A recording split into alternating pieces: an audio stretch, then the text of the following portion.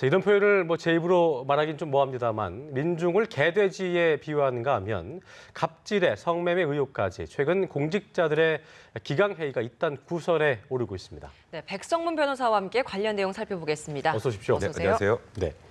이게 참 제가 볼 때 이분 그 내부자들 영화 되게 심취해서 보신 것 같은데 실제로 이런 일이 벌어졌습니다. 이게 뭐 어떻게 교육부 간부의 입에서 나온 건데요. 내용을 좀 짚어주시죠. 어떤 내용입니까? 네, 나영욱 교육정책기획관이 이제 7일 저녁에 이제 종로 고양 식당에서 예. 그러니까 모 언론사 기자들하고 식사를 하는 과정에서 나온 얘기입니다. 그러니까 첫 번째 얘기가 나중에 녹취가 돼 있는 내용들을 보면 네. 신분 제도를 공고히 해야 된다는 얘기가 먼저 나와요.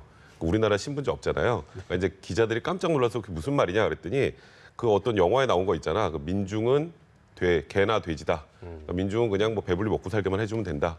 이제 그 얘기를 듣고 이제 기자가 너무 놀라서 계속 진위를 묻는데 거기에도 나중에 이제 해명을 요구할 때도 내 생각이 그런 건데 뭐 생각이 뭐 어떻게 잘못됐느냐 취지였어요. 해명을 하진 않았네요. 거기다가 그럼 본인은 어떻게 뭐라고 생각을 하냐 그랬더니 나는 그 1%가 되기 위해서 노력하는 사람이고 그리고 이제 가장 또 충격적이었던 게 얼마 전에 이제 구의역 그 스크린도어 사건 있었잖아요. 네. 컵라면까지 발견되면서 굉장히 그 청년에 대해서 굉장히 국민들이 애도했는데 그 내 자식이라고 생각해봐라. 그러면 어떻겠냐 그랬더니 아니 그게 어떻게 내 자식이라고 생각이 되냐. 그건 위선이다. 이런 대답을 해서 사실 네. 저도 이게 실제로 있었다고 믿기지 않을 정도의 내용들이라 이런 내용들을 발언을 했고 그 자리에서 해명을 요구했음에도 해명이 제대로 이루어지지 않았고요.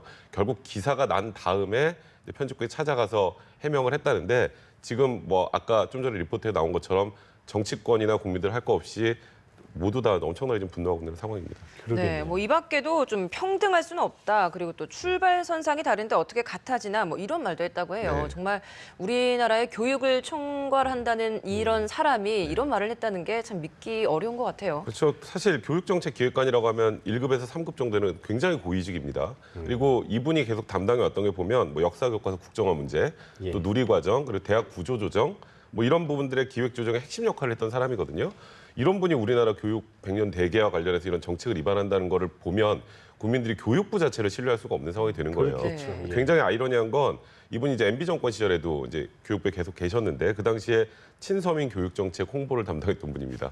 친서민. 너무 지금의 네. 상황과 배치되죠. 친선, 그러니까 예. 말 그대로 이분이 해왔던 것들에 대한 진정성이 전부 다 이제 의심이 되고 아 이분의 생각 자체가 저러니 우리나라 교육이 이렇지라는 국민들의 생각이 계속 공고화되고 있는 상황입니다. 본인이 아까 뭐 위선이라는 말을 썼지만 본인의 직책과 어떤 본인의 행동이 위선이었다는 생각이 좀 드는데 어쨌든 뭐 근데 그 교육부 입장에서는 뭐 취중 실언이었다, 관점의 차이가 있을 수 있다 이런 말을 했다고 하는데 이거는 뭐 더 욕을 먹을 만한 그 입장이 아닌가 싶은데 어떻게 보세요? 그러니까 예를 들어서 취중에 술김에 욕을 했다. 네. 그거는 이해가 돼요. 이해할 수 있어요. 그런데 이 지금 했던 말들의 내용이 원래 술을 마시면 본인의 생각이 더 나오지 않나요? 그렇죠. 그러니까 진심이 오히려 많이 나오죠. 진담이라는 얘기도 있죠. 그러니까 예, 예. 술을 먹었기 때문에 오히려 자기 생각을 더 여과 없이 말한 거라는 생각이 들고요. 예. 그러니까 이게 교육부에서도 뭐 취중 실언이었다. 뭐 관점의 차이가 있을 수 있다. 근데 관점의 차이라는 게 1%, 99%의 국민을 개나 돼지에 비유하는 게 관점의 차이라고 해명이 되는 부분인가요? 그러다 보니까 또 교육부의 이런 해명 자체가 또 제 식구 감싸기 아니냐, 이거 제대로 징계 이루어지지 않는 거 아니냐라는 목소리가 나오고 있는 상황입니다. 그렇군요. 아무리 취중 실언이라고 해도 이게 만약에 다 사실이면 네. 이거 뭐 공무원법 위반에 해당되는 거 아닙니까? 그러니까 지금 녹취 내용을 봐서는 다 사실입니다. 일단 다 사실이고요. 이제 국가공무원법 위반이라는 게 이게 징계 대상이 되느냐 문제거든요. 네. 그러니까 국가공무원법에 보면 공무원의 품위유지 의무라는 게 있어요. 그러니까 품위유지 의무라면 굉장히 포괄적인 내용인데 아주 간단하게 생각하면 공무원이 상식에 반하는 행동을 하는 것이라고 생각하시면 됩니다. 딱 적용되는 거네요. 지금 이 말 들어보시면 정말 상식에 어마어마하게 예. 반하잖아요. 예. 그러니까 당연히 이제 징계가 개시가 돼야 되고요. 또 정치권 일각에서는 우리나라 헌법에 보면 특수계급은 인정되지 않는다라는 문구가 있어요. 그러니까 우리나라는 계급제 사회가 아니라는 뜻인데 결국 시작이 잘못됐네요. 헌법에도 반한 거 아니냐. 그래서 법령 준수 의무에도 반한다라는 취지인데요. 지금 통상적으로 이렇게 발언을 잘못해가지고 문제가 되면 원래 통상 징계 절차가 그렇게 강하진 않은데 네. 내용 자체가 너무 국민들의 생각하고 배치되고 국민들이 받아들이기 힘든 내용이기 때문에 뭐 정치권이나 뭐 대부분 파면까지 해야 된다는 얘기가 나오고 있는 상황입니다. 처벌은 실제적으로 뭐 얼마까지 가능할까요? 이런 사실 정도라면. 네. 원래 말로 누군가가 이제 형사처벌을 받는 거는 몇 개 없어요. 형법에 보면. 그래요? 네. 모욕죄나 명예훼손죄입니다. 통상적으로. 근데 이게 누군가를 대상을 특정해서 모욕한 거 아니죠. 온 국민을 모욕을 한 거니까. 그죠? 그러니까 모욕죄는 해당하지 않고요. 예. 또 이거 타인의 뭐 명예를 훼손한 상황도 아니기 때문에 이 발언은 굉장히 부적절하지만 형사 처벌의 대상은 아닙니다.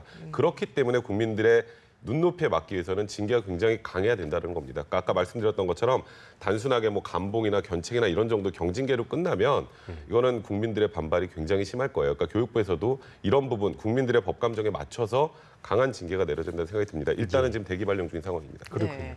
뭐 교육부 말고도 지금 미래부도 공직 기강이 말이 아닌 것 같습니다. 예. 미래부 소속의 한 서기관이 성매매 혐의로 현장에서 체포가 됐다고 하는데 참 이것도 참 얘기를 해봐야 될 것 같아요. 사실 저도 너무 당황했는데요. 미래부 이제 4급 공무원입니다. 이제 예. 강남의 한 유흥업소에서 술을 먹다가 뭐 소위 말해서 그 안에서 유흥업소 종사자가 술을 먹다가 나가서 2차를 가는 과정에 이제 이 경찰에게 이제 그런 제보들이 들어왔던 거라서 경찰이 현장을 덮쳤습니다.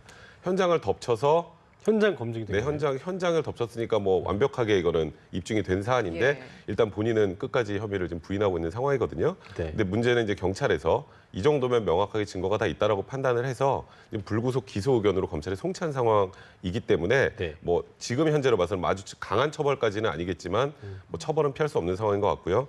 또 미래부 서기관이라는 측면에서 보면 이건 역시 또 공무원의 기강회의의 한 사례라고 볼 수 있을 것 같습니다. 참 씁쓸합니다. 그런가 하면요, 저희가 아까도 뭐 잠시 언급을 했습니다만 한 사무관이 산하기관 직원에게 자녀의 과제를 좀 대신해라 이렇게 시켰다는데 이것도 뭐 갑질 논란을 떠나서 정말 좀 기가 막힙니다. 이거는 어떻게 지금 과정이 진척되고 있습니까? 그러니까 6월 저번 달이죠. 6월 1일부터 4일까지 박근혜 대통령이 프랑스 국빈 방문하셨잖아요. 예. 그때 이제 그 미래부 사무관이 한 명 동행을 했는데 이제 미래부라는 곳이 지금 뭐 보시면 소속 기관이 5개고 산하기관이 64개나 됩니다. 굉장히 권한이 강해요. 그렇네요. 그러다 보니까 이 밑에 있는 소속 기관 직원에게 아들 영어 숙제를 시킨 겁니다. 그러니까 이거는 정말 저도 이해가 안 되는데 아들 영어 숙제를 시킨 거에 그친 게 아니라 이제 본인이 어쨌건 프랑스에 갔으니까 또 파리도 봐야 될 거 아니에요. 관광해야 되잖아요. 그래서 파리 관광 차량 대여하고 가이드 비용도 다 산하기관에서 물게 이렇게 얘기를 한 제대로 거기 갑질을 때문에 했네요. 정말 제대로 갑질을 한 거죠. 네. 그렇군요.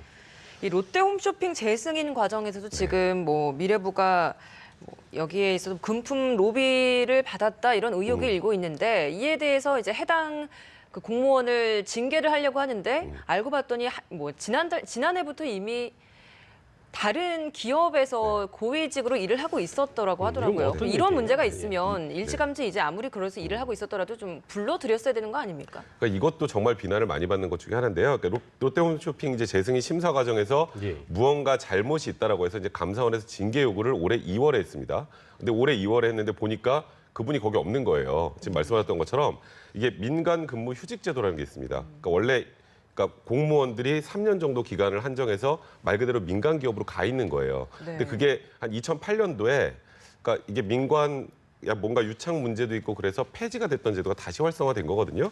그러니까 근데 이게 결정이 된 건 작년 11월이에요. 이분이 그래서 무슨 우리나라 중견 소프트웨어 그 업체 일단 이직을 하게 된 건데 그러니까 이게 감사원이 징계 요구는 2월에 했지만 롯데 홈쇼핑 재승인 심사는 이전입니다.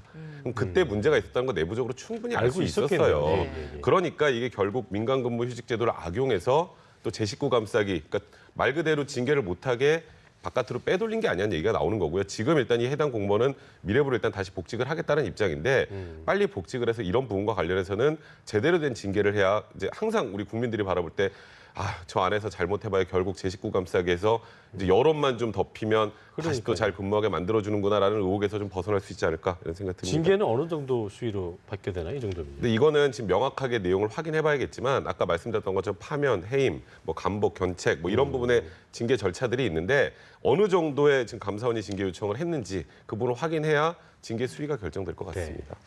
참 공무원 망신을 다 시키고 있는 거 얼마 전에는 뭐 또 그 지하철에서 육국 공무원이 여성 성추행을 또 본인은 술 취해서 몰랐다고 얘기도 하고 또 워낙 저희가 그 공무원 그 기강회의 사례 뉴스를 많이 하다 보니까 이게 참 뭐 어떻게 나라가 돌아가나 이런 싶은 생각이 들 때도 있는데 시정 노력을 하잖아요. 네. 그럼에도 불구하고 이런 현상이 계속 반복되는 건 뭐 어떤 근본적인 원인이 있다고 봐야 될까요? 사실 대부분의 공무원들은 정말 열심히 성실하게 묵묵하게 자기를 하시는데 예. 일부 공무원들이 원래 우리나라에서 공무원이라고 하면 국민 전체에 대한 봉사자라고 개념 정의를 하거든요. 예, 예. 근데 국민 전체의 봉사자라고 생각하시는 게 아니라 국민 위에 군림한다고 생각하시는 것 같아요. 그리고 지나친 엘리트 의식에 사로잡혀서 네. 아까 최초에 나왔던 그 개 돼지 발언하고 비슷합니다. 그렇죠. 그러니까 나는 국민들을 섬기는 게 아니라 그러니까 국민들은 굉장히 하찮은 존재로 바라보고 굉장히 본인에 대한 그 위상이나 엘리트 의식이 강하다 보니까 네. 본인은 마음대로 행동을 해도 되고 그런 행동을 하는 결과들이 이렇게 정말 어처구니 없는 내용들로 드러나게 되는 건데 사실 가장 저는 중요하다고 생각이 드는 게 이런 문제가 터지면 국민들 굉장히 분노하고요. 정치권에서도 이런 부분 바로잡아야 된다고 다 한 목소리를 내지만 이게 여론이 어느 정도 좀 수그러지게 되면 언제 그랬냐는 듯이 다시 그 직에서 공무를 하고 있어요. 그게 말씀드렸던 제 식구 감싸기인데 징계를 굉장히 좀 강하게 할 필요가 있다는 생각이 들어요. 그러니까 내가 통상적인 공무원으로서 해야 될 일이 아니라 다른 범죄 행위나 이렇게 상식에 반한 행동을 하게 되면 내가 정말 공무원직에서 그만 이렇게 물러날 수도 있다라는 정도의 강한 징계들이 있어야 그래도 이런 부분이 어느 정도 잦아들지 않을까 개인적으로는 생각이 듭니다. 네, 알겠습니다. 오늘 말씀 여기까지 듣겠습니다. 지금까지 백성문 변호사였습니다. 고맙습니다. 네, 고맙습니다.